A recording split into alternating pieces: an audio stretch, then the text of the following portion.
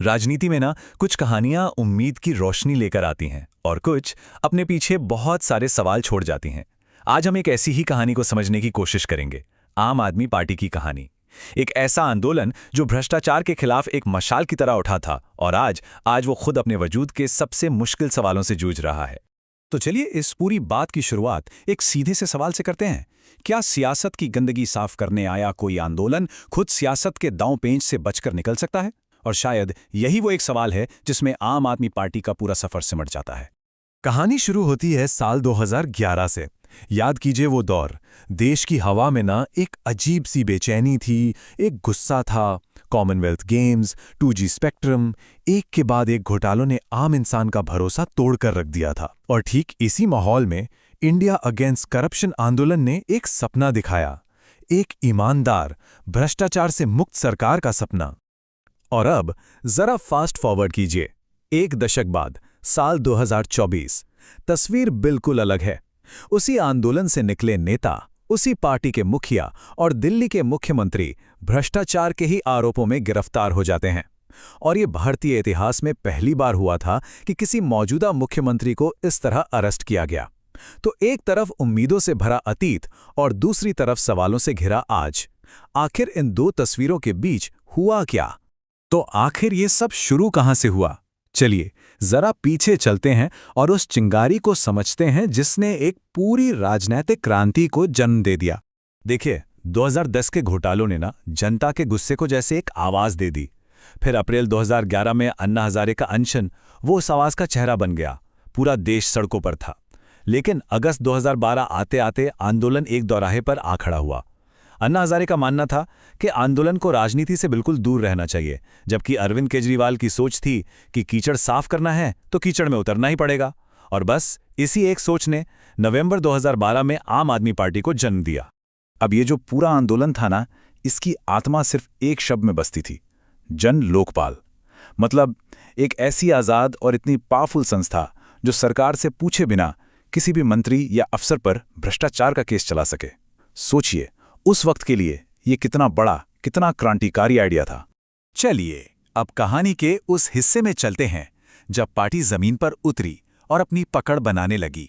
ये वो दौर था, आप कह सकते हैं, जब चुनावी जीत और दिल्ली मॉडल के जरिए गवर्नेंस का एक नया चैप्टर लिखा जा रहा था। तो इस दिल्ली मॉडल का जो सबसे मजबूत पिलर था ना, वो थी शिक्षा। और ये बात बहुत दिलचस्प है कि जहां देश भर में सरकारें अपने बजट का औसतन 13.5% ही एजुकेशन पे खर्च कर रही थीं, वहीं दिल्ली सरकार ने 21% से भी ज्यादा का बजट सिर्फ शिक्षा के नाम कर दिया।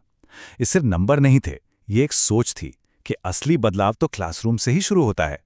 और सिर्फ शिक्षा ही नहीं, इसके साथ साथ आए मोहल्ला क्लिनिक, मुफ्त बिजली, मुफ्त पानी और महिलाओं के लिए फ्री बस सफर। इन योजनाओं ने पार्टी को सीधा आम आदमी की जिंदगी से कनेक्ट कर दिया। सोचिए, रोज 60,000 लोगों का मुफ्त इलाज, 90% घरों को जीरो बिजली बिल। यही वो नीतियां थी जिन्होंने एक बहुत लॉयल वोटर बेस तैयार कर दिया। और फिर दिल्ली मॉडल की ये कामयाबी, इसकी गूंज राजधानी से बाहर निकली और सीधा पंजाब में एक पॉलिटिकल भूचाल ले आई। 2022 के चुनाव, 117 में से 92 सीटें। ये सिर्फ एक जीत नहीं थी, ये इस बात का सबूत था कि पार्टी का गवर्नेंस मॉडल अब दिल्ली से बाहर भी काम कर रहा है। लेकिन कहते हैं ना, सत्ता अपनी कीमत वसूलती है। और बस यहीं से कहानी में एक टर्न आता है, वो मोड़ जहां पार्टी के अंदर ही दरारें दिखनी शुरू हो जाती हैं और उसके जो बुनियादी सिद्धांत थे उन्हीं पर सवाल उठने लगते हैं। साल था 2015। पार्टी के दो सबसे बड़े संस्थापक चेहरे योगेंद्र यादव और प्रशांत भूषण, उन्हें पार्टी विरोधी गतिविधियों का आरोप लगाकर बाहर का रास्ता दिखा दिया गया। लेकिन उनका पक्ष कुछ और ही था। उनका कहना था कि उन्हें सजा इसलिए मिली क्योंकि वो पार्टी के अंदर स्वराज यानी इंटरनल डेमोक्रेसी की कमी पर सवाल उठा रहे थे।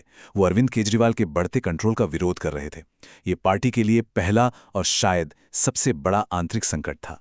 प्रशांत भूषण का एक बयान है जो उस वक्त के उस मोहभंग की गहराई को साफ दिखाता है। उन्होंने कहा था, आप अब एक खाप पंचायत की तरह चल रही है। एक छोटे से गुट और एक तानाशाह ने आंदोलन के सारे सपने चकनाचूर कर दिए हैं। यह सिर्फ एक पॉलिटिकल स्टेटमेंट नहीं था, ये एक सपने के टूटने की आवाज थी। और इसके बाद चुनौतियों का एक ऐसा सिलसिला शुरू हुआ जिसने पार्टी की बुनियाद, मतलब उसकी जो भ्रष्टाचार विरोधी पहचान थी, उसी पर एक एक करके चोट करनी शुरू कर दी। पार्टी के लिए सबसे बड़ा दाग साबित हुआ दिल्ली की एक्साइज पॉलिसी का मामला। आरोप क्या थे? पहला, कि पॉलिसी बदली गई ताकि शराब बेचने वालों का प्रॉफिट मार्जिन 5% से बढ़कर 12% हो जाए। दूसरा आरोप यह लगा कि इस बढ़े हुए मुनाफे से पार्टी नेताओं ने करोड़ों की रिश्वत ली। और तीसरा, कि इसी पैसे का इस्तेमाल गोवा और पंजाब के इलेक्शन में किया गया। अब सोचिए, जिस पार्टी का जन्म ही करप्शन के खिलाफ हुआ था, उस पर करप्शन के इतने संगीन इल्जाम लगना कितना बड़ा झटका रहा होगा। इतना ही नहीं, इसके साथ ही खड़ा हो गया शीश महल विवाद, यानी मुख्यमंत्री के सरकारी घर के रेनोवेशन पर हुए भारी खर्च का मामला। और फिर एक के बाद एक टॉप मिनिस्टर्स और आखिर में खुद मुख्यमंत्री की गिरफ्तारी। इन सब ने मिलकर पार्टी की जो आम आदमी वाली इमेज थी, उसे लगभग मिटा ही दिया। और ये संकट तब और भी गहरा हो गया जब पार्टी के 2/3 राज्यसभा एमपीज एक साथ पार्टी छोड़कर चले गए। इनमें राघव चड्ढा और स्वाति मालीवाल जैसे बड़े नाम भी थे। जो गए, उन्होंने वजह बताई पार्टी में अनकंट्रोल्ड करप्शन, और जो पार्टी में रहे, उन्होंने इसे ऑपरेशन लोटस का नाम दिया, यानी मेंबर्स को तोड़ा जा रहा है। अब वजह जो भी रही हो, ये पार्टी के अंदर एक बहुत बड़े बिखराव का इशारा तो था ही। तो इस पूरे सफर को देखने के बाद हम क्या कह सकते हैं?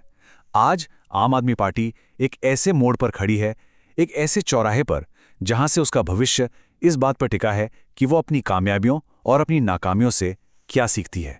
तो आखिर इस पार्टी की लेगेसी क्या है? इसका हिसाब किताब क्या कहता है? देखिए, एक तरफ तो दिल्ली मॉडल है, जिसने ये साबित कर दिया कि हाँ, अच्छी शिक्षा और स्वास्थ्य में इन्वेस्ट करके भी चुनाव जीते जा सकते हैं। इसने दिल्ली और पंजाब में पुरानी राजनीति को चैलेंज किया। लेकिन सिक्के का दूसरा पहलू भी है। पार्टी के अंदर डेमोक्रेसी की कमी और करप्शन के आरोपों ने उसका जो मॉरल हाईग्राउंड था, उसे बहुत कमजोर कर दिया। आज उसकी सबसे बड़ी पहचान, यानी उसकी ईमानदारी ही सवालों के कटघरे में है। तो आखिर में हम कह सकते हैं कि आम आदमी पार्टी की कहानी एक सबक की तरह है। ये क्रांतिकारी राजनीति के वादों और उसके खतरों दोनों का एक जीता जागता एग्जाम्पल है। ये कहानी हमें ये सोचने पर मजबूर करती है कि क्या कोई आंदोलन जब राजनीति में बदलता है तो अपने आदर्शों को जिंदा रख पाता है, या फिर सत्ता की मजबूरियां इतनी हावी हो जाती हैं कि वो हर क्रांति का रूप बदल देती हैं। इन सवालों का जवाब शायद हमें भविष्य में ही मिलेगा।